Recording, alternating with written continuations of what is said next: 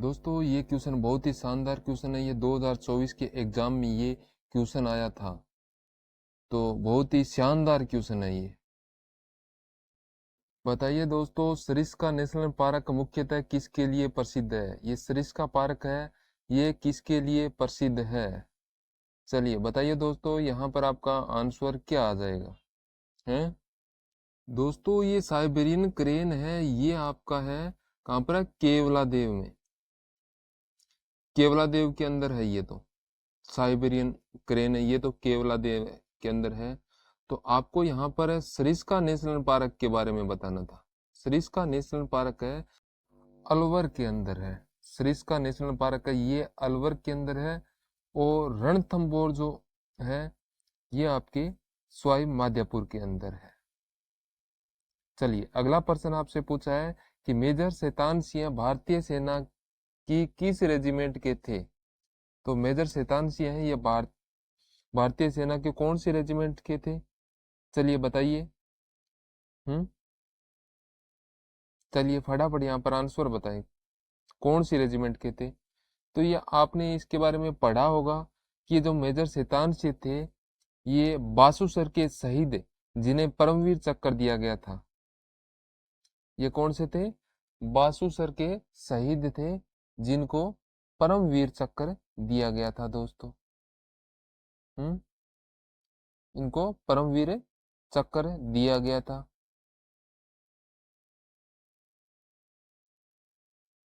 तो ये बासुसर के शहीद कहलाते हैं। शहीद कहलाते हैं। तो ये कहाँ पर है बासुसर? तो बासुसर है आपका फलोदी में है। फलोदी में, ये फलोदी के है और ये है कमाऊ रेजिमेंट के। तो आपका ए ऑप्शन आपका बिल्कुल राइट होगा। चलिए नेक्स्ट प्रश्न है, राजस्थान के किस जिले में महिला साक्षरता की दर सबसे कम है?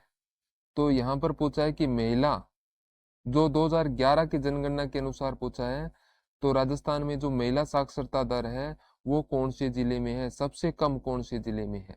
सबसे कम पूछा है। चलिए बताइए यहाँ पर सबसे कम है कौन सी जिले में महिला साक्षरता दर है? दोस्तों आपको अगर ध्यान है तो सबसे कम है तो वो है आपके जालोर के अंदर, और सबसे अधिक है कोटा के अंदर है। कोटा के अंदर है सबसे अधिक। तो आपका डी ऑप्शन आपका बिल्कुल राइट होगा। चलिए अगला प्रश्न है, निम्न दो कथन दिए गए हैं। यहाँ पर प्रश्न ये दिया गया है कि कौन सा कथन है जो यहाँ पर सही है। यहाँ पर कौन सा कथन है जो आपका सही है? तो यहाँ पर आपका पहला दिया गया है कि पीली मिट्टी स्वाई माधोपुर, सिरोही और राजसमंद, उदयपुर और भीलवाड़ा जिले में के हिस्से में पाई जाती है। तो दूसरा पीली मिट्टी मूंगफली और कपास की खेती के लिए उपयुक्त है। तो यहाँ पर बताइए कौन सा यहाँ पर जो है वो सबसे उपयुक्त और सही है। चलिए बताइए कौन सा हो जाएगा आपका यहाँ पर राइट आंसर, कौन सा हो जाएगा? चलिए फटाफट यहाँ पर आप बताएं।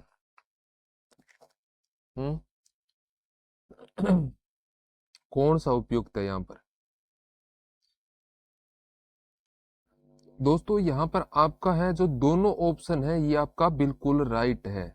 तो यहाँ पर आपका बी ऑप्शन बिल्कुल सही होगा। दोनों कथन है वो बिल्कुल सही है। चलिए अगला प्रश्न है कि निम्नलिखित में से राजस्थान की किस झील में मत्था नदी विलय हो जाती है?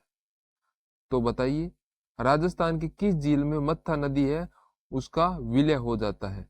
चलिए बताइए यहाँ पर आपका क्या आंसर आएगा? कौन सी झील के अंदर झील में मत्था नदी है जो विलय होती है? ये आपसे यहाँ पर पूछा गया। चलिए फटाफट यहाँ पर आंसर बताए। किस झील में मत्था नदी विलय होती है? मेथा, मेथा होगा यहाँ पर, मेथा नदी होगा। ठीक है, तो बताएं। सांबर झील है, पिचोला झील है, डीडवाना झील है, आना सागर झील है। तो यहाँ पर आपका राइट होगा सांबर झील। सांबर झील में ये विलय हो जाती है।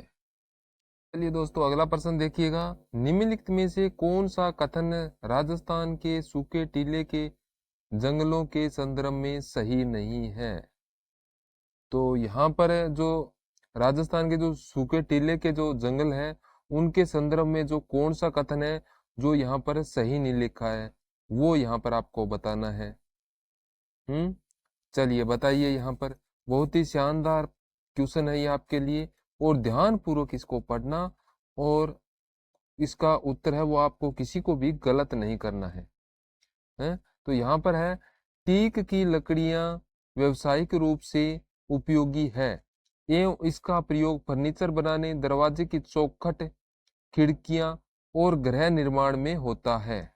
दूसरा, ये जंगल राजस्थान के दक्षिणी एवं दक्षिणी पूर्वी हिस्से में स्थित है।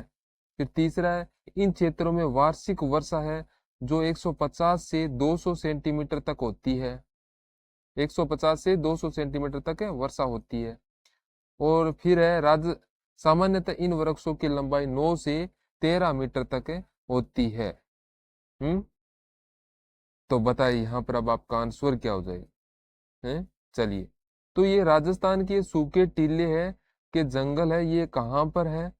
तो ये आपके बांसवाड़ा के अंदर है, और वहां पर वर्षा है कम होती है, कम होती है। तो यहाँ पर आपका राइट आंसर क्या हो जाएगा? वर्षा कम होती है, तो यहाँ पर है 150 से 200 सेंटीमीटर तक होती है। ये ऑप्शन आपका गलत दिया गया है, तो आपको सी ऑप्शन आपका बिल्कुल राइट हो जाएगा। तो सभी विद्यार्थी यहाँ पर सी ऑप्शन को राइट कर दे। चलिए नेक्स्ट पर्सन है, कौन सा कथन है जो यहाँ पर सही लिखा हुआ है? चलिए बताइए दोस्तों, कौन सा कथन है जो यहाँ पर सही लिखा गया है? तो इसी प्रकार के क्वेश्चन है आपसे, जो ये अलग अलग एग्जाम है, बीएसटीसी है, रीट है, पीटीटी है, ऐसे एग्जामों में ये प्रश्न पूछे जाते हैं। तो इनको ध्यान पूर्वक आपको देखना है। तो यहाँ पर है, राजस्थान के कंजर जनजाति अधिकतर कोटा, बूंदी, बारा, झालावाड़, भीलवाड़ा, उदयपुर, अजमेर और अलवर इलाकों में पाए जाते हैं। और दूसरा है, कंजर जनजाति में परिवार के मुखिया को कोतवाल के नाम से जाना जाता है। तो यहाँ पर आपका कौन सा कथन है जो सत्य है? चलिए बताइए। क्या हो जाएगा यहाँ पर आपका? चलिए बताइए, सभी फटाफट बताइए। यहाँ पर कंजर जनजाति के जो मुखिया है इनको क्या कहा जाता है, ये बताइए आप। तो कंजर जनजाति के जो मुखिया है उनको क्या कहलाते हैं? कंजर जनजाति को कोतवाली नहीं कहा जाता है, और कोतवाल कोतवाल को यहाँ पर कोतवाल को क्या कहते हैं? तो ये कहते हैं शहरिया। जनजाति के मुखिया को कहते हैं कोतवाल। तो यहाँ पर जो राजस्थान में या कोटा, बूंदी, उदयपुर, तो ये इनकी मुख्य है। तो यहाँ पर अपना राइट ऑप्शन हो जाएगा, कौन सा हो जाएगा? ये हो जाएगा अपना हाँ, डी ऑप्शन बिल्कुल सही होगा। पहला ऑप्शन अपना बिल्कुल राइट है, और दूसरा जो ऑप्शन दिया गया है वो आपका गलत दिया गया है। तो यहाँ पर डी ऑप्शन को अपने को राइट करना पड़ेगा। ठीक है। तो ये जो कंजरों का मुखिया है वो पटेल कहलाता है। कंजरों का मुखिया पटेल का कहलाता है। चलिए नेक्स्ट पर्सन है, इंदिरा गांधी नहर का प्रमुख बिंदु किस राज्य में है? चलिए बताइए, इंदिरा गांधी नहर का जो प्रमुख बिंदु है वो कौन से राज्य के अंदर है? बहुत ही मजेदार और इम्पोर्टेंट क्वेश्चन है ये आपके लिए। बताइए कौन से राज्य में है? उत्तर प्रदेश, हरियाणा, पंजाब, राजस्थान? चलिए बताइए यहाँ पर सभी फटाफट बताइए। चलिए बताइए दोस्तों, राजस्थान में इसका प्रवेश कहाँ से होता है? तो इंदिरा गांधी नहर का है जो राजस्थान में है, इसका प्रवेश है वो कहाँ से होता है? राजस्थान में राजस्थान में प्रवेश कहाँ से होता है? चलिए बताओ। और फिर इसकी बात करें कि ये हरिके बैराज बांध के से ये नहर निकलती है। हरिके बैराज बांध से ये नहर निकलती है। हरिके बैराज बांध नहर से निकलती है, तो ये बांध हो गया पंजाब में है। कहाँ पर है? पंजाब में है।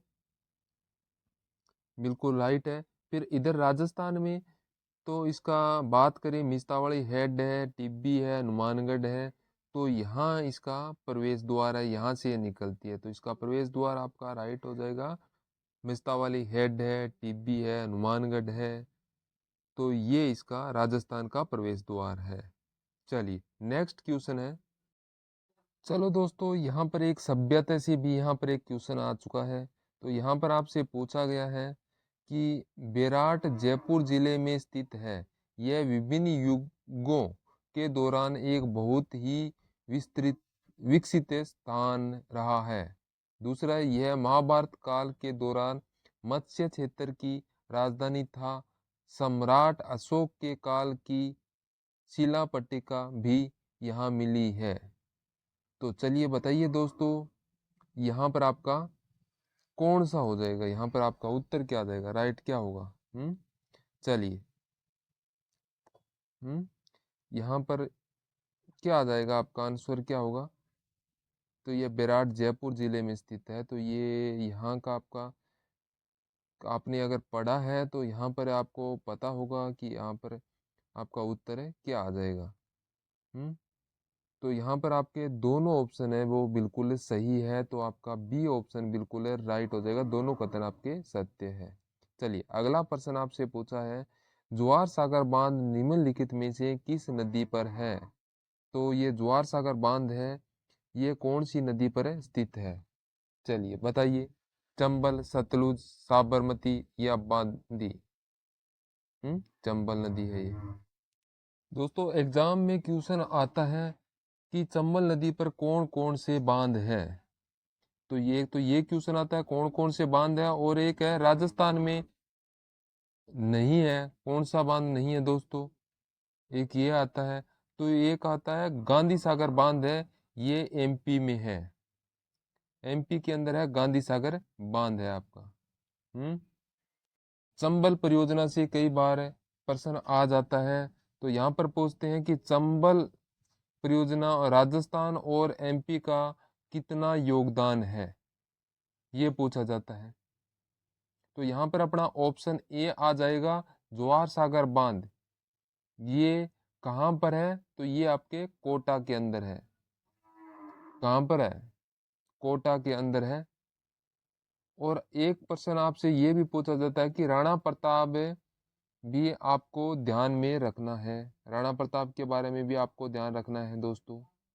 तो ऐसे प्रश्न आपसे पूछे जाते हैं। चलिए दोस्तों, चंबल परियोजना के बारे में बात करें तो राजस्थान और एमपी का 50:50 होता है? चलिए अगला प्रश्न, सन 1453 में किसने मंदोर का मारवाड़ से कब्जा किया था और अपने पुत्र रायमल का विवाह माखाड़ की राजकुमारी से किया था? चलिए बताइए, यहाँ पर आपका आंसर क्या आ जाएगा? सन 1453 में मंदोर का मारवाड़ से कब्जा कर लिया था और अपने पुत्र रायमल का विवाह माखाड़ की राजकुमारी से किया था। किसने किया था? चलिए बताइए, यहाँ पर आपका आंसर मखाड़ नहीं होगा, मारवाड़ होगा। यहाँ पर मखाड़ नहीं होगा, मारवाड़ होगा। ठीक है दोस्तों, यहाँ पर अपना राइट आंसर हो जाएगा महाराणा कुंभा। महाराणा कुंभा, और इनका हुआ था, किससे हुआ था विवाह? तो वो हुआ था श्रृंगार देवी से, श्रृंगार देवी से। ठीक है, तो यहाँ पर ये बिल्कुल राइट हो जाएगा। चलिए नेक्स्ट क्वेश्चन देखिएगा। नीचे दिए गए कथन है, तो यहाँ पर बताना है कि कौन सा कथन आपका सही है और कौन सा कथन यहाँ पर गलत है। चलिए बताइए दोस्तों। तो यहाँ पर आपका पहला ऑप्शन यहाँ पर दिया गया है कि चंबल परियोजना मध्य प्रदेश राज्य और राजस्थान राज्य की संयुक्त परियोजना है? और फिर यहाँ पर आपका दिया गया है कि माही ऊर्जा परियोजना राजस्थान में उदयपुर के पास स्थित है। तो चलिए बताइए। तो पहला ऑप्शन तो आपका बिल्कुल सही है, और दूसरा है जो माही परियोजना राजस्थान में उदयपुर के अंदर नहीं है, तो ये ऑप्शन आपका गलत है, उदयपुर के अंदर नहीं है। तो ये माही है, तो ये बांसवाड़ा में है। कहाँ पर है? बांसवाड़ा के अंदर है। तो यहाँ पर आपका ऑप्शन आ जाएगा, कौन सा आएगा? तो यहाँ पर डी ऑप्शन आपका राइट आ जाएगा, पहला सही है और दूसरा गलत है। चलिए नेक्स्ट प्रश्न है, निम्नलिखित में से कौन सी ताजा पानी की झील है? तो यहाँ पर आपसे ताजा पानी की झील है वो पूछा गया है, वो कौन सी है? चलिए बताइए। पंचभद्रा है, सांबर है, उदयी सागर है और डीडवाना है। चलिए दोस्तों, एक काम कीजिएगा, आपको अगर सेशन अच्छा लग रहा है तो लाइक कर दीजिएगा और अपने दोस्तों के पास है सेशन को शेयर कर दीजिएगा। तो इतना तो आप कर ही सकते हैं। और नए विद्यार्थी है उनके पास है वो आप सब्सक्राइब कर लीजिएगा। तो यहाँ पर आपका क्या आ जाएगा? उदय सागर आ जाएगा। ये कहाँ पर है? उदय सागर। दोस्तों, ताजा पानी की तो उदय सागर झील ही है। बाकी दोस्तों यहाँ पर ये खारे पानी की झील है जो पंचभद्रा है, ये खारे पानी की झील है। बाकी तो उदय सागर ये मीठे पानी की है। चलिए अगला प्रश्न है। तो आपको यहाँ पर बताना है कौन सा कथन सत्य है और कौन सा ये गलत है, वो आपको यहाँ पर बताना है। चलिए बताइए। सांसी एक घुमंतू जनजाति है जो मुख्यतः भरतपुर जिले में पाई जाती है। सांसी जनजाति के वीजा और मावा दो वर्ग है। हम्म, दोस्तों ये यहाँ पर है जो एग्जाम के अंदर ये ऐसा कैसा क्वेश्चन पूछा गया है जिसमें बीजा और माला माला। तो यहाँ पर है, ये हमने नहीं किया है, तो ये एग्जामिनर के द्वारा ये पूछा गया है। कई बार एग्जामिनर है वो खुद ऐसा करता है, वो ऐसी गलतियां वो खुद करता है। तो चलिए बताइए यहाँ पर आपका राइट है कौन सा हो जाएगा? हैं? कौन सा होगा यहाँ पर आपका? चलिए बताइए। दोस्तों कई बार क्या करते हैं एग्जामिनर है ना, प्रश्न को घुमा देता है। प्रश्न को घुमाने के लिए ऐसा वो लिख देता है। तो आपको वहां पर एग्जाम के अंदर है ना, आपको ध्यान रखना है जो आपके वहां पर इंग्लिश में लिखा हुआ है ना, तो वही आपको पढ़कर उसका ध्यानपूर्वक और आपको उत्तर देना है। इंग्लिश में वो पढ़ लो, आपको वहां पर पता चल जाएगा। हम्म तो वहां पर जो अंग्रेजी वाला लिखा हो ना, तो उसको आप ढंग से पढ़ लिया करो। जो यहाँ पर आंसर है वो अंग्रेजी के हिसाब से कई बार वो वहां पर सही करते हैं। अंग्रेजी के हिसाब से जो होता है वो आपका बिल्कुल सही होता है। तो यहाँ पर आपके दोनों कथन है ये बिल्कुल सही है। तो आपको बी ऑप्शन आपको राइट यहाँ पर कर देनी है। ठीक है। चलिए अगला प्रश्न है। यहाँ पर पूछा कि राजस्थान का कौन सा मेला राजस्थानी जनजातियों का कुंभ कहलाता है? तो राजस्थान का वो कौन सा मेला है जो राजस्थानी जनजाति है उसके लिए कुंभ कहलाता है? चलिए बताइए इसका आंसर यहाँ पर क्या आ जाएगा। लगा दीजिए सभी यहाँ पर स्टार, इस क्वेश्चन को स्टार लगा दीजिएगा। चलिए बताइए क्या होगा। हाँ तो दोस्तों ये मेला है ये कहाँ पर लगता है? तो ये आपका लगता है वेणेश्वर मेला। वेणेश्वर मेला है तो यहाँ पर आपका बी ऑप्शन है राइट हो जाएगा। तो ये वेणेश्वर मेला है, ये कहाँ पर लगता है? हम्म तो बताएं वेणेश्वर मेला है ये आपके कहाँ पर लगता है? तो ये हो जाएगा डूंगरपुर के अंदर लगता है। वेणेश्वर मेला है ये डूंगरपुर के अंदर लगता है। तो यहाँ पर बी ऑप्शन आपका राइट होगा। चलिए अगला प्रश्न है। निम्नलिखित में से किसके शासनकाल में तमाशा नामक लोक नृत्य शुरू किया गया? तो बताएं किसके शासनकाल में ये तमाशा जो लोक नृत्य है ये शुरू किया गया? हम्म तमाशा तमाशा ये लोक नृत्य है किसके शासनकाल में ये शुरू किया गया था? चलिए बताइए। हाँ तो दोस्तों यहाँ पर इसका आंसर आ रहा है महाराजा प्रताप सिंह है। तो महाराजा प्रताप सिंह है इसका आंसर आ रहा है। तो यहाँ पर देखिए गोपी जी भट्ट है, बंशीधर भट्ट है, तो इनके कलाकार है, ये इनके कलाकार है। गोपी जी भट्ट है जो बंशीधर भट्ट है ये इनके कलाकार है। ये प्रश्न है एग्जाम में पूछा हुआ है दोस्तों, इसे ध्यान रखना। गोपी जी भट्ट है और दोस्तों यहाँ पर बंशीधर भट्ट है, तो ये आपको ध्यान रखना है। तो ये इनके कलाकार थे। तो यहाँ पर आपका राइट आगा महाराजा प्रताप सिंह है। तो आपका बी ऑप्शन आपका बिल्कुल राइट हो जाएगा। चलिए अगला प्रश्न है। किस किले में किशोरी महल, महल खास, कोठी खास, जवार बुर्ज और फतेह बुर्ज स्थित है? तो बताइए ये किस महल के अंदर स्थित है? चलिए दोस्तों ये यहाँ पर जो सभी के सभी बुर्ज दिए गए हैं, ये सभी है लोहागढ़ किले में है। लोहागढ़ किले के अंदर है, ये सभी है। किशोरी महल है, महल खास है, कोठी खास है, जवाहर बुर्ज है और फतेह बुर्ज बुर्ज है। ये सभी सभी लोहागढ़ किले के अंदर है। ये भरतपुर के अंदर है। तो आपका यहाँ पर है बी ऑप्शन ही जो आपका राइट हो जाएगा। ये लोहागढ़ किले के अंदर है, भरतपुर में। चलिए अगला प्रश्न है, इंदिरा गांधी नहर निम्न में से किस नदी पर बनाई गई है?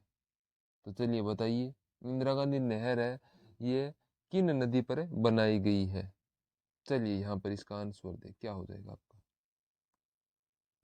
चलिए बताइए दोस्तों, यहाँ पर एक प्रश्न आपके लिए है कि इंदिरा गांधी नहर का नाम है, ये इंदिरा गांधी है, कब किया गया है? हैं?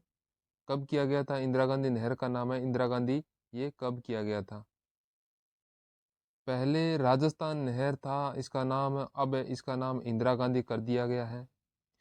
तो इसका नाम है IGNP। कब किया गया? तो बताएं, इसका नाम है IGNP है, ये कब किया गया था? और इंदिरा गांधी नहर कौन कौन से राज्य से लाभान्वित होती है? चलिए ये भी बताएं, कौन कौन से राज्यों से ये लाभान्वित होती है? हम्म, चलिए बताइए। तो यहाँ पर ये राइट आंसर होगा व्यास एवं सतलुज नदी। तो ए ऑप्शन आपका बिल्कुल राइट होगा यहाँ पर। हम्म, व्यास और सतलुज। और इसका आईजीएन नाम है, ये पड़ा था 1984 में, इसका नाम है रखा गया था 1984 के अंदर है। तो इसका लाभान्वित राज्य है, तो वो आपसे पूछा था। चलिए बताइए यहाँ पर फटाफट सभी बताएं, इसके लाभान्वित राज्य है वो है पंजाब, हरियाणा और राजस्थान। पंजाब, हरियाणा और राजस्थान है जो इसके लाभान्वित राज्य है। तो एक आपसे पूछा था इसका संभागीय मुख्यालय है वो कहाँ पर है? संभागीय मुख्यालय है तो वो कहाँ पर है? तो ये चलिए ये बताइए आप, इसका आपका क्या आ जाएगा आपका आंसर? संभागीय मुख्यालय ये कहाँ पर है? हम्म, आपने पढ़ा होगा तो आपको आंसर इसका आता ही होगा है? नहीं पढ़ा तो भैंस गई पानी में।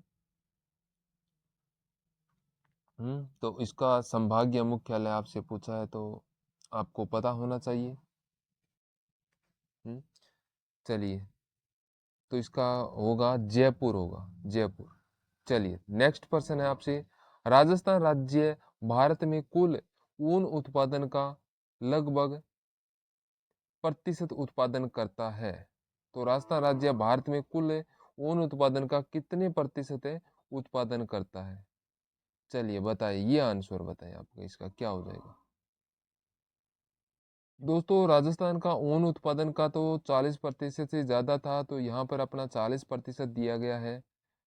तो डी ऑप्शन को यहाँ पर अपने को राइट करना है, जो एग्जामिनर यहाँ पर जो दे रखा है उसी के हिसाब से आपको करना पड़ेगा।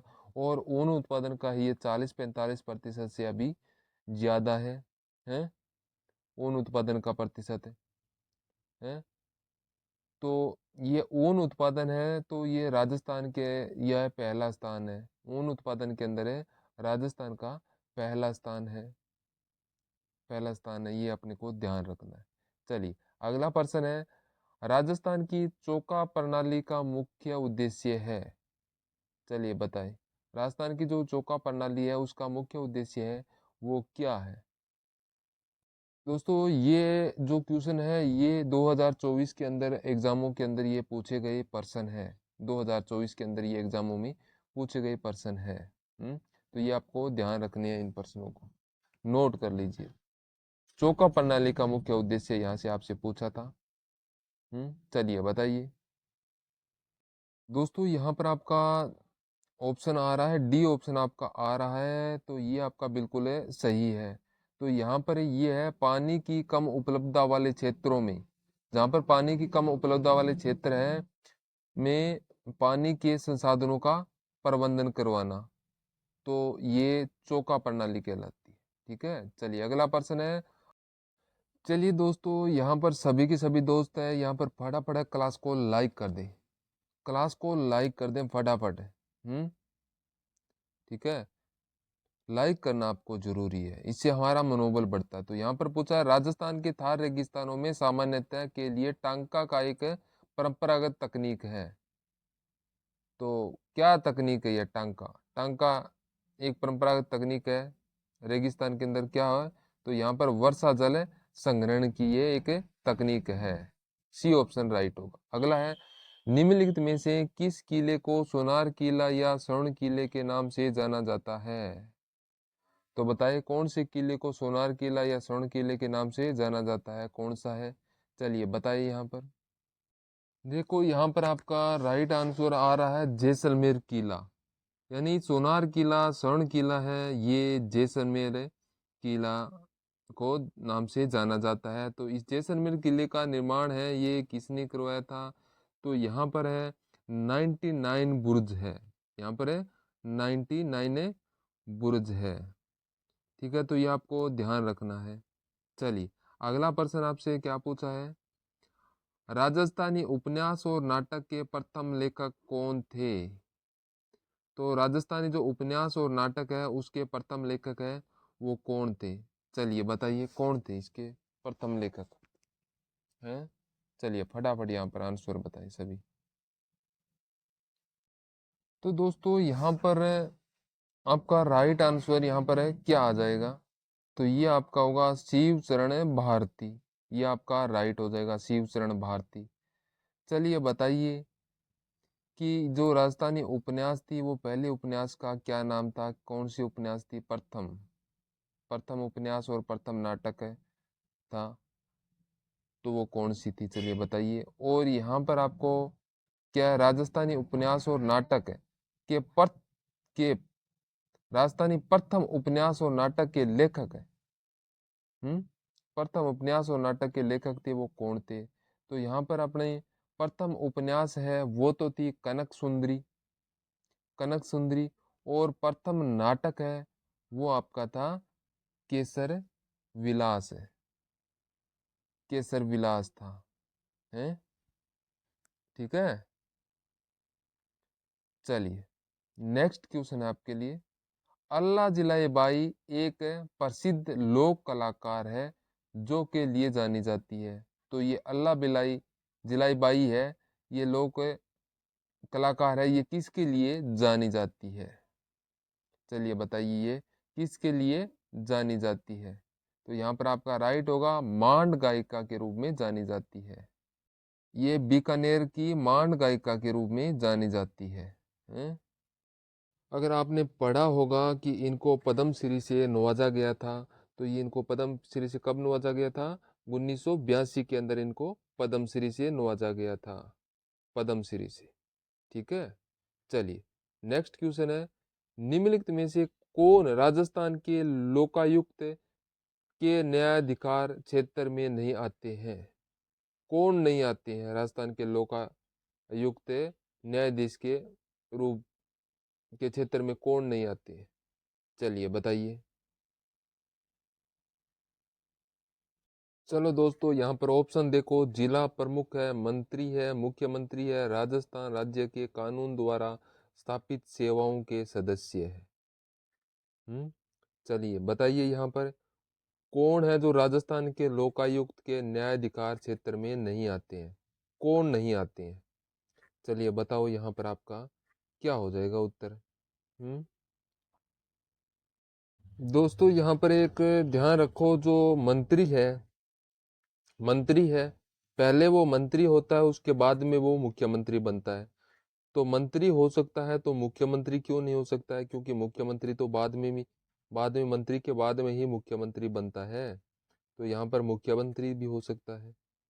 तो यहाँ पर आपका राइट आएगा, राजस्थान राज्य के कानून द्वारा स्थापित सेवाओं के सदस्य। तो यहाँ पर आपका डी ऑप्शन बिल्कुल राइट आएगा, जो राजस्थान राज्य के जो कानून द्वारा जो स्थापित सेवाओं के सदस्य है वही इसके अंतर्गत आते हैं। चलिए नेक्स्ट क्वेश्चन है, निम्नलिखित में से कौन राजस्थान की प्रथम महिला उप मुख्यमंत्री थी?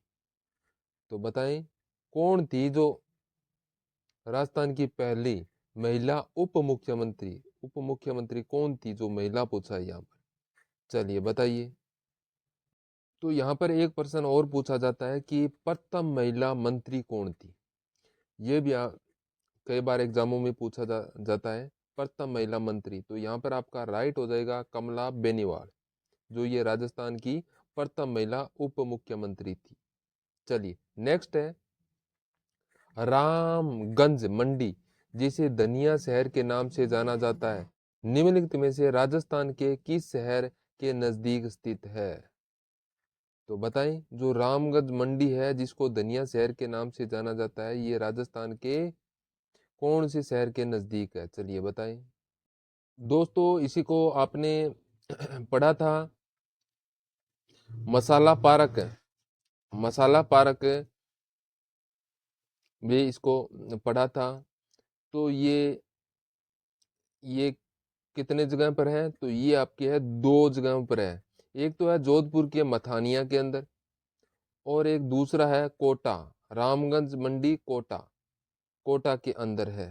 तो यहाँ पर आपका बी ऑप्शन बिल्कुल है राइट हो जाएगा। चलिए नेक्स्ट प्रश्न है, राजस्थान के एकीकरण के चौथे चरण में किन 4 रियासतों को का बेहतर राजस्थान में विलय हुआ? चलिए बताइए। राजस्थान का जो एकीकरण हुआ था, चौथा एकीकरण, उसके अंदर 4 रियासतों का वृहत राजस्थान में विलय हुआ था। राजस्थान के अंदर विलय हुआ था, तो वो 4 विरासत है, वो कौन कौन सी थी? दोस्तों यहाँ पर अभी 86 आ गया, आपको फटाफट यहाँ पर लगाना है, आपको 100 से ज्यादा करना है। तो यहाँ पर फटाफट आप लाइक कर दो, फटाफट आप लाइक कर दीजिए इसको। दोस्तों चौथे चरण के अंदर जो वृहत राजस्थान है, इसके अंदर विलय हुई थी, बड़ी बड़ी रियासतों का विलय हुआ था इसके अंदर। तो इसके अंदर हुआ था जयपुर, जोधपुर, बीकानेर, जैसलमेर। तो यहाँ पर ये बड़ी बड़ी रियासतें हैं, तो बी ऑप्शन आपका राइट होगा। चलिए नेक्स्ट प्रश्न है, राजस्थान राज्य में निम्नलिखित में से कौन सा एक कृषि आधारित उद्योग नहीं है? तो आपको बताना है कि कृषि आधारित उद्योग है वो कौन सा नहीं है। इंपॉर्टेंट क्वेश्चन है, लगा दीजिए इसको स्टार, इंपॉर्टेंट है।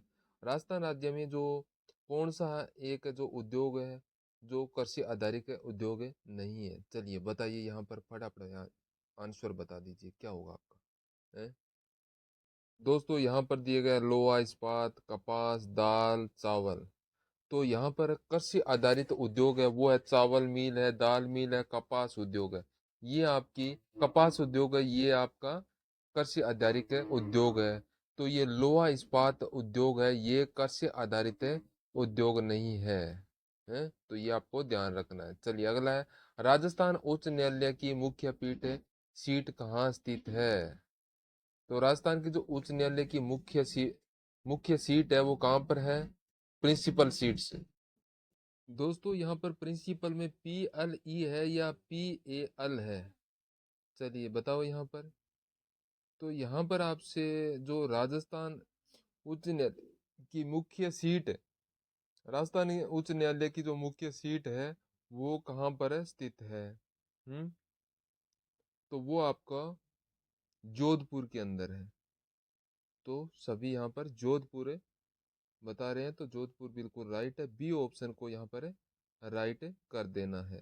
चलिए नेक्स्ट प्रश्न है आपके लिए। दोस्तों यहाँ पर नीचे 2 कथन दिए गए हैं, तो इन 2 कथनों में से आपको बताना है कि कौन सा कथन है जो सही है, कौन सा कथन है जो सर्वाधिक उपयुक्त यानी सही है। चलिए बताओ दोस्तों यहाँ पर क्या आ जाएगा आपका है? क्या आएगा यहाँ पर? दोस्तों एक ये प्रिंसिपल होता है, तो इसका मतलब तो होता है प्रधानाचार्य। प्रधानाचार्य होता है, एक प्रिंसिपल होता है वो होता है मुखिया। मुखिया। चलिए देख लीजिएगा यहाँ पर क्या होगा आपका है।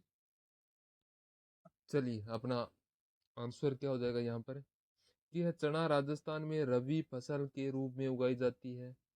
दूसरा है कि तिलहन राजस्थान में रबी और खरीफ दोनों मौसम में उगाए जाते हैं। तो यहाँ पर आपका सी बिल्कुल राइट हो जाएगा, ये दोनों कथन है ये बिल्कुल राइट है। चलिए अगला प्रश्न है, राजस्थान के निम्न में से कौन सा जिला वर्ष 2023 22-23 में राजस्थान में गेहूं के सर्वाधिक उत्पादन के लिए प्रसिद्ध है? तो वो कौन सा जिला था 2022-23 के अंदर जो गेहूं के लिए सर्वाधिक उत्पादन के लिए प्रसिद्ध था? हम्म, चलिए बताइए। बूंदी, कोटा, श्री गंगानगर, जैसलमेर। चलिए यहाँ पर क्या हो जाएगा आपका राइट आंसर? हम्म, तो यहाँ पर आपका राइट आंसर हो जाएगा श्री गंगानगर। श्री गंगानगर, सी ऑप्शन आपका राइट होगा। चलिए अगला है, सूची के साथ सूची में मिलान औच्य, इसको आपको मिलान करना है। एक तरफ छतरी है और दूसरी तरफ स्थान दिए गए हैं, तो चलिए इनका मिलान कीजिएगा। तो किस प्रकार से होगा? चलिए दोस्तों, यहाँ पर ये सेठों की छतरी है, ये है रामगढ़ में। और फिर है यहाँ पर गोपाल सिंह की छतरी, तो गोपाल सिंह की छतरी है करौली में। फिर मूसी रानी की छतरी है, ये है अलवर में। फिर है स्वाई जय सिंह की छतरी है, ये है गटोर के अंदर। हम्म, तो यहाँ पर ये राइट हो जाएगा। चलिए अगला प्रश्न आपसे पूछा है कि वागड़ की मीरा के नाम से कौन प्रसिद्ध है? तो बताएं, वागड़ की मीरा के नाम से कौन प्रसिद्ध है? चलिए बताइए यहाँ पर आंसर। चलिए बताएं दोस्तों, फटाफट इसका आंसर बताएं। वागड़ की मीरा है, ये किसे कहा जाता है? हैं? कोई भी यहाँ पर गलत नहीं करेगा। ये वागड़ की मीरा है, ये गौरी बाई को कहा जाता है, गौरी बाई। और ये कहाँ की है? तो ये आपके है डूंगरपुर की, डूंगरपुर। तो आपका ए ऑप्शन है आपका बिल्कुल राइट होगा। ठीक है। चलिए नेक्स्ट क्वेश्चन है, चंद्र मीणा पर विजय का उत्सव मनाने के लिए कछवाओं द्वारा कौन सा मेला शुरू किया गया? चंद्र मीणा पर विजय का उत्सव बनाने के लिए कछवाओं द्वारा कौन सा मेला है जो शुरू किया गया था? चलिए बताओ, कछुआओं के द्वारा वो मेला है वो कौन सा शुरू किया गया था, कौन सा है? चलिए यहाँ पर आंसर बताइए, आपका क्या हो जाएगा? खलकणी माता डक्की मेला, डिग्गी कल्याण जी मेला, भारतहरी मेला, पुष्कर मेला। चलिए फटाफट यहाँ पर आंसर बता दे, क्या हो जाएगा? तो यहाँ पर आंसर क्या हो जाएगा? खलकी माता डक्की मेला, ए ऑप्शन आपका बिल्कुल राइट होगा। दोस्तों ये खलकड़ी माता लुणियावास गांव में ये मेला लगता है। खलकड़ी माता डक्की मेला ये लुणियावास गांव के अंदर लगता है? ये आपको ध्यान रखना है। और दोस्तों ये डिग्गी कल्याण जी का मेला है, ये टोंक में लगता है। बरथरी मेला है, ये अलवर के अंदर लगता है। और पुष्कर मेला है, ये अजमेर के अंदर लगता है। तो ये आपको सभी का, ये आपको ध्यान रखना है। ठीक है, लुणिया सर गांव में। ठीक है, नेक्स्ट पर्सन है, निम्नलिखित में से किस प्रसिद्ध कलाकार ने भारत उत्सव में बहरूपिया कला में राजस्थान का प्रतिनिधित्व किया? तो चलिए बताइए, कौन सी जो प्रसिद्ध कलाकार ने भारत उत्सव में बहरूपिया कला के रूप में राजस्थान का प्रतिनिधित्व किया? तो वो कौन से कलाकार थे? कलाकार का यहाँ पर पूछा है, वो कौन से कलाकार थे? चलिए कलाकार कौन थे? चलिए फटाफट यहाँ पर आंसर बताएं, आपका क्या हो जाएगा राइट? तो आपका राइट आंसर हो जाएगा जानकी लाल भांड। जानकी लाल भांड, डी ऑप्शन आपका बिल्कुल राइट हो जाएगा। दोस्तों बहरूपिया कला से जो जानकी लाल भांड है, ये बहरूपिया कला से संबंधित है। और ये कहाँ से है? हम्म, कहाँ से है इनका संबंध? तो वो आप इनका होगा भीलवाड़ा से, इनका संबंध है वो भीलवाड़ा से।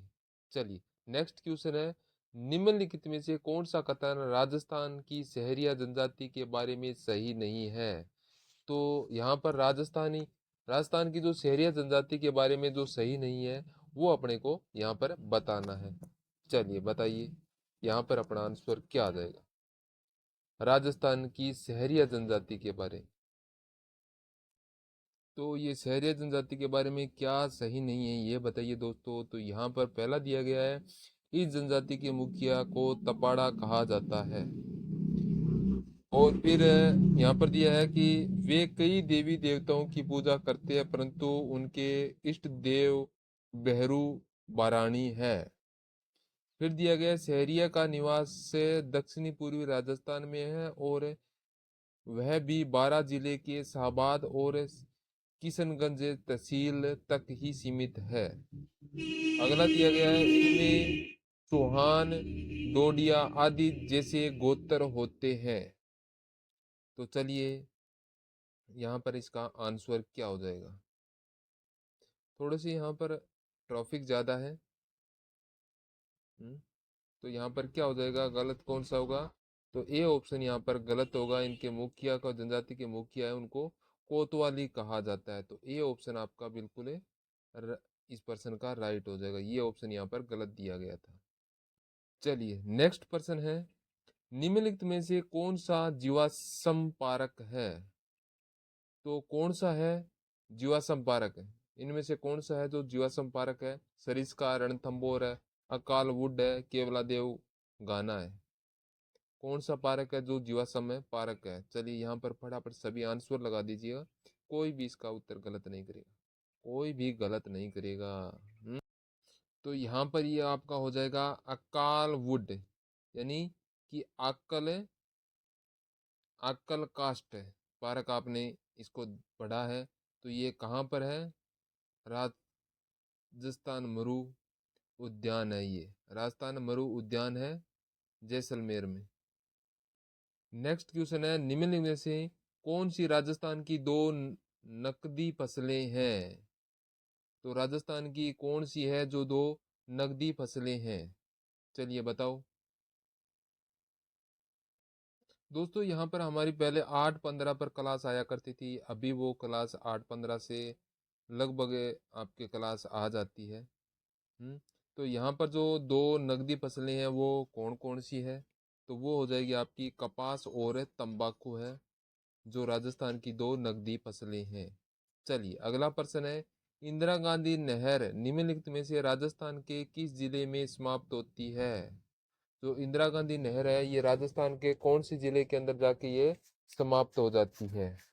चलिए यहाँ पर बताइए आपका क्या आंसर हो जाएगा। चलिए फटाफट यहाँ पर है इसका आंसर दे। दोस्तों ये इंदिरा गांधी नहर है, ये राजस्थान में हनुमानगढ़ के अंदर से तो ये एंट्री करती है, हनुमानगढ़ में ये एंट्री करती है और जैसलमेर में इसकी समाप्त हो जाती है। जैसलमेर में, मोहनगढ़ जैसलमेर में ये समाप्त हो जाती है, मोहनगढ़ जैसलमेर में है। चलिए अगला प्रश्न है, किस शहर को राजस्थान का खाद्य टोकरा के रूप में जाना जाता है? तो कौन सा है खाद्य टोकरा? तो वो आपका हो जाएगा श्री गंगानगर, ये गंगानगर हो जाएगा। चलिए नेक्स्ट है, राजस्थान में प्रधानमंत्री कृषि सिंचाई योजना वर्ष से लागू की गई थी। तो किस वर्ष से ये लागू की गई थी? राजस्थान प्रधानमंत्री कृषि सिंचाई योजना है, ये कौन से वर्ष से लागू की गई थी? है चलिए बताइए, सभी यहाँ पर आंसर लगाए। तो ये थी 2015-16 में यह लागू की गई है। चलिए अगला प्रश्न है, राजस्थान में निम्नलिखित में से कौन सा बांध है जिसका सिंचाई और जल विद्युत दोनों के लिए उपयोग किया जाता है? तो राजस्थान का वो कौन सा बांध है जिसका सिंचाई और जल विद्युत दोनों के लिए उसका उपयोग किया जाता है? तो वो बांध कौन सा है? चलिए बताइए, बांध ये वो कौन सा है जिसका उपयोग है सिंचाई और जल विद्युत के लिए किया जाता है? तो आपका राइट आंसर हो जाएगा राणा प्रताप सागर बांध। इस पर 172 मेगावाट विद्युत उत्पादन किया जाता है। चलिए अगला है, राजस्थान पूरे देश में निम्नलिखित में से किसका सर्वाधिक उत्पादक राज्य है? तो राजस्थान के अंदर सर्वाधिक किसका उत्पादन किया जाता है? कौन सा उत्पादक राज्य है? कौन सी फसल का ये सबसे ज्यादा उत्पादन करता है? तो यहाँ पर आपका राइट आंसर हो जाएगा ऊन का उत्पादन करता है। ये ऑप्शन आपका राइट होगा। चलिए अगला है काली सिंध तापीय ऊर्जा परियोजना। काली सिंध तापीय ऊर्जा परियोजना निम्नलिखित में से राजस्थान के किस क्षेत्र में स्थित है? तो बताइए ये कौन से क्षेत्र के अंदर स्थित है? काली सिंध तापीय ऊर्जा परियोजना है, ये कौन से क्षेत्र के अंदर स्थित है? चलिए बताइए यहाँ पर आपका आंसर क्या आ जाएगा? बाड़मेर है, कोटा, झालावाड़, बीकानेर। तो आपका राइट होगा झालावाड़। सी ऑप्शन आपका राइट हो जाएगा। चलिए अगला प्रश्न है अरावली श्रृंखला के निम्नलिखित शिखरों में सबसे ऊंची चोटी कौन सी है? तो बताएं अरावली श्रृंखला के जो शिखर है उनमें सबसे ऊंची चोटी है वो कौन सी है? तो यहाँ पर आपकी होगी Guru Shikhar. C option right होगा। चलिए अगला है राजस्थान के प्रथम लोकायुक्त कौन थे? तो बताओ राजस्थान के जो प्रथम लोकायुक्त है वो कौन थे? तो चलिए यहाँ पर आंसर लगाएं। सभी विद्यार्थी यहाँ पर फटाफट इसका आंसर लगाते। राजस्थान के प्रथम लोकायुक्त, तो यहाँ पर अपने राइट आंसर की बात करें वो है जस्टिस आई डी दुआ। ये ऑप्शन आपका बिल्कुल राइट होगा। अगला है नरमा राजस्थान की किस फसल से संबंधित है? तो नरमा है वो राजस्थान की कौन सी फसल से संबंधित है? चाय, कॉफी, जूट, कपास। चलिए बताइए कौन सी फसल से संबंधित है ये नरमा? हम्म चलिए बताएं फटाफट, यहाँ पर आंसर बताएं, कोई भी नहीं गलत करेगा ये। तो यहाँ पर आपका राइट होगा कपास। डी ऑप्शन आपका बिल्कुल राइट होगा। नेक्स्ट क्वेश्चन है राजस्थान मानवाधिकार आयोग के अध्यक्ष तथा सदस्यों का कार्यकाल कितना होता है? तो यहाँ पर पूछा है राजस्थान जो मानवाधिकार आयोग के अध्यक्ष तथा सदस्यों का कार्यकाल है ये कितना होता है? चलिए बताइए यहाँ पर आंसर क्या हो जाएगा? या तो 3 वर्ष या 70 वर्ष की आयु तक जो भी पहले हो। ठीक है। चलिए नेक्स्ट है निम्नलिखित में से राजस्थान राज्य की प्रथम महिला राज्यपाल गवर्नर कौन थी? राजस्थान की प्रथम महिला राज्यपाल गवर्नर है वो कौन थी? पहली पूछा है यहाँ पर। चलिए बताइए। तो यहाँ पर आपका राइट आंसर होगा प्रतिभा पाटिल। डी ऑप्शन आपका राइट होगा। अगला प्रश्न है राणे जगपत राम मरास्या किस शासक की मृत्यु का शोक मनाने के लिए लिखी गई थी? चलिए बताइए राणे जगपत राम मरास्या किस शासन की मृत्यु का शोक मनाने के लिए यह लिखी गई थी? चलिए बताइए यहाँ पर किसके शोक के लिए लिखी गई थी? तो आपका राइट आंसर होगा महाराजा जगत सिंह के। डी ऑप्शन आपका बिल्कुल राइट होगा। अगला प्रश्न है कत्था कौन से वृक्ष की आंतरिक लकड़ी से प्राप्त किया जाता है? कत्था है वो कौन से वृक्ष की आंतरिक परत से लकड़ी से प्राप्त किया जाता है? खेर है, सहतूत है, कुल है या कुसुम है? कत्था है ये कथोड़ी जनजाति के द्वारा निकाला जाता है। कत्था है कथोड़ी जनजाति के द्वारा निकाला जाता है। तो ये कहाँ पर निकाला जाता है? तो ये है उदयपुर के अंदर निकाला जाता है। कौन से वृक्ष के? खेर के वृक्ष से, खेर वृक्ष से। ये ऑप्शन राइट हो जाएगा। नेक्स्ट क्वेश्चन है यहाँ पर योजना दी गई है तो इन योजनाओं को यहाँ पर आपको सुम्मिलित करना है। यहाँ पर शुद्ध के लिए युद्ध, निरोगी राजस्थान अभियान, इंदिरा रसोई योजना और इंदिरा गांधी शहरी क्रेडिट कार्ड योजना। चलिए इनको मिलान कीजिए इन योजनाओं को और साथ ही साथ आप यहाँ पर क्लास को लाइक कर दीजिएगा। लाइक कर दीजिएगा, जाते जाते क्लास को लाइक करते जाइएगा। हैं? ठीक है। तो यहाँ पर इनको सम्मिलित करना है तो वो किस प्रकार से होगा? शुद्ध के लिए युद्ध, शुद्ध के लिए युद्ध है 26 अक्टूबर 2020। निरोगी राजस्थान अभियान है 18 दिसंबर 2019। फिर है इंदिरा रसोई योजना 20 अगस्त 2020। इंदिरा गांधी शहरी योजना क्रेडिट कार्ड योजना ये 24 फरवरी 2021 है। तो यहाँ पर ABCD ये इस तरह से इसका मिलान हो जाएगा। चलिए नेक्स्ट है, भारत की स्वतंत्रता प्राप्ति के समय राज्य आज के राजस्थान में कितने रियासत थी? चलिए बताइए, भारत की जो स्वतंत्रता प्राप्ति के समय और आज के राजस्थान में कितने रियासत थी? चलिए बताइए, उपयुक्त विकल्प है उसको आपको बताना है। तो यहाँ पर आपका राइट क्या हो जाएगा, कितनी रियासत थी? दोस्तों यहाँ पर कुल रियासत थी 19। तो कुल रियासत थी 19 कुल रियासत थे और 3 ठिकाने थे, 3 ठिकाने थे। हैं? चलिए नेक्स्ट प्रश्न है, इंदिरा गांधी नहर परियोजना को निम्नलिखित में से किसकी बेहतर जीवन रेखा माना जाता है? चलिए बताइए, इंदिरा गांधी नहर परियोजना है ये किसकी बेहतर जीवन रेखा माना जाता है? चलिए बताइए, कौन से क्षेत्र की बेहतर जीवन रेखा यहाँ पर पूछा है, उपरोक्त विकल्प है वो आपका कौन सा हो जाएगा? चलिए बताइए यहाँ पर फटाफट आंसर क्या होगा। तो आपका राइट आंसर यहाँ पर आ रहा है पश्चिमी Rajasthan. B option is A right हो जाएगा, बी ऑप्शन। ठीक है, चलिए नेक्स्ट क्वेश्चन है, यहां से पूछा है कि निम्नलिखित में से राजस्थान की सबसे लंबी नदी कौन सी है? तो राजस्थान की सबसे लंबी नदी पूछा है, वो कौन सी है राजस्थान की सबसे लंबी नदी? खारी, लूणी, चंबल, साबरमती। चलिए बताइए सबसे लंबी नदी कौन सी है राजस्थान की? तो यहां पर आपका राइट हो जाएगा चंबल नदी। ऑप्शन नंबर सी है, बिल्कुल राइट हो जाएगा आपका चंबल नदी।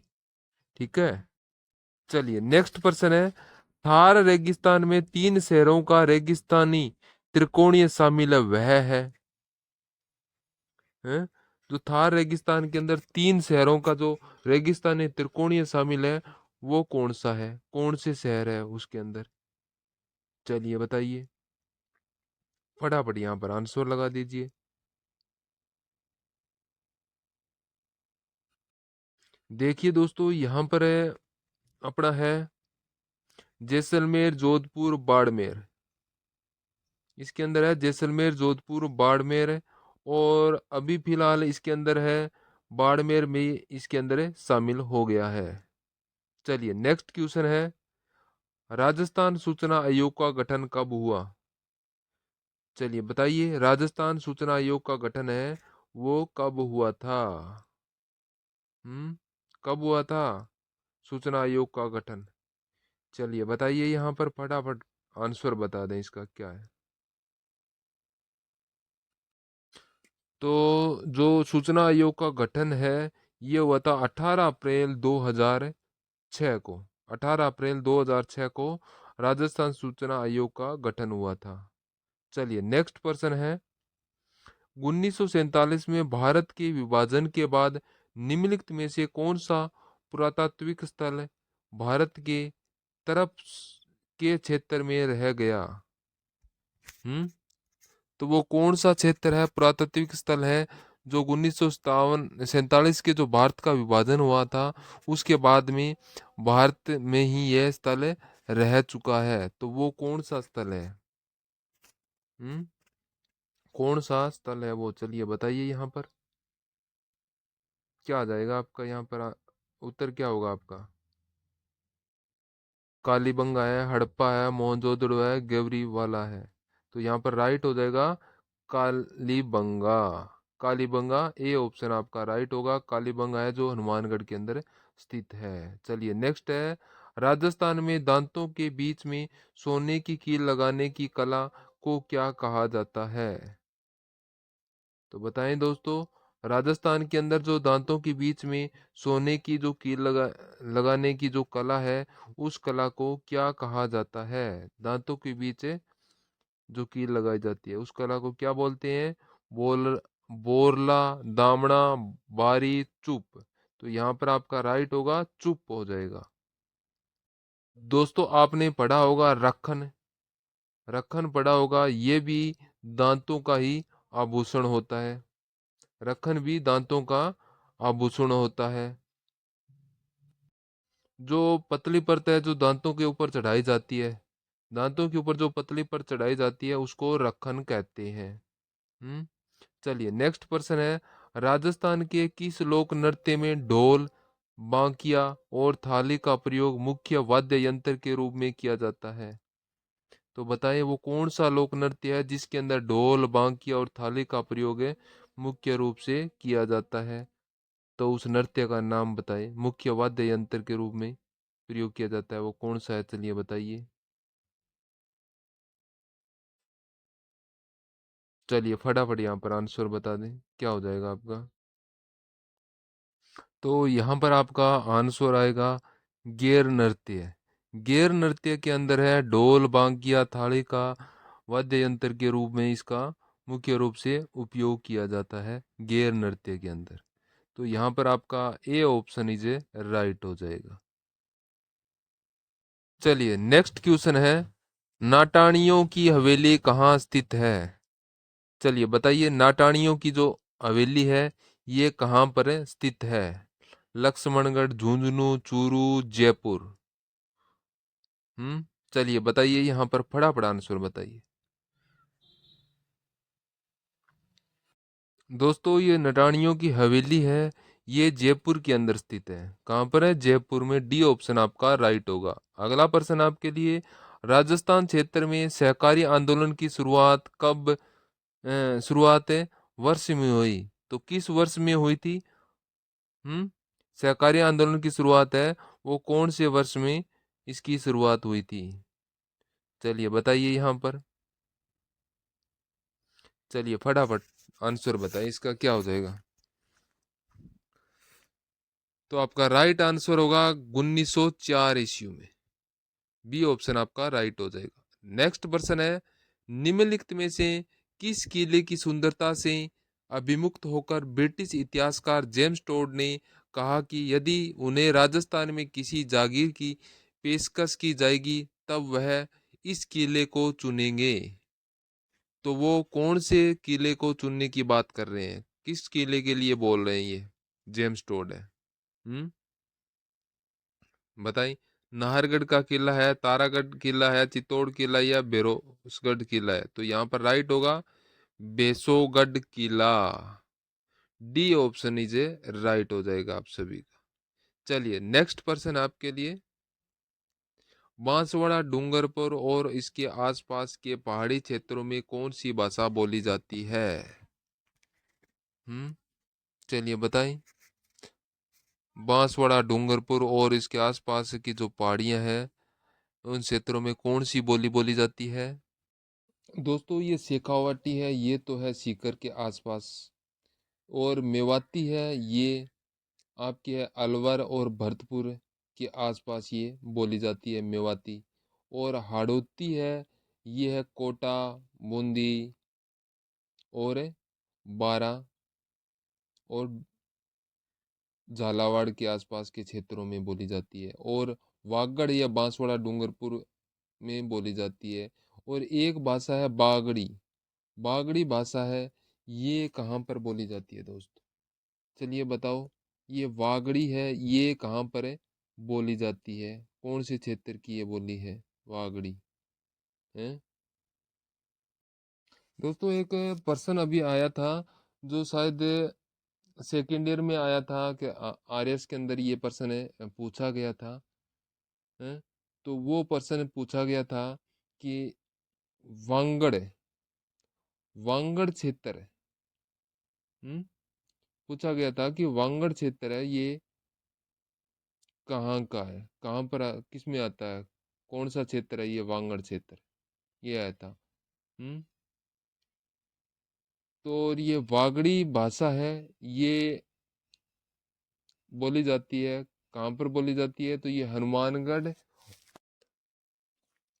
हनुमानगढ़ और गंगानगर जिले जिले में ये बोली जाती है। वांगड़ क्षेत्र है ये आपका कौन से के अंदर है? लूणी। लूणी और घग्गर के क्षेत्र है। वांगड़ है ये लूणी और घग्गर की क्षेत्र है। ये शेखावाटी के क्षेत्रों में ये आता है। हम्म। तो ये वांगड़ क्षेत्र है, ये आपको ध्यान रखना है।